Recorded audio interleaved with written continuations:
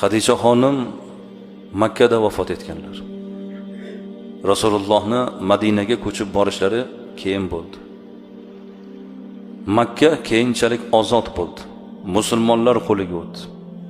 Rasululloh katta sonli musulmonlar bilan Makkaga kirib bordilar. Makka fath bo'lgan kunida. Musulmonlarning Makkaga kirib borishining birinchi kuni kun kech bo'ldi. Endi payg'ambarni qayerga joylashtirish kerak? Eng yaxshi sharoitli joyga bir joylashtirish kerak. Maslahat boshlanib ketdi. Bundan xabar topgan Rasululloh sallallohu alayhi vasallam menga tegmanglar. Menga bu kecha Xadijaning qabrini yoniga chodir tikib beringlar.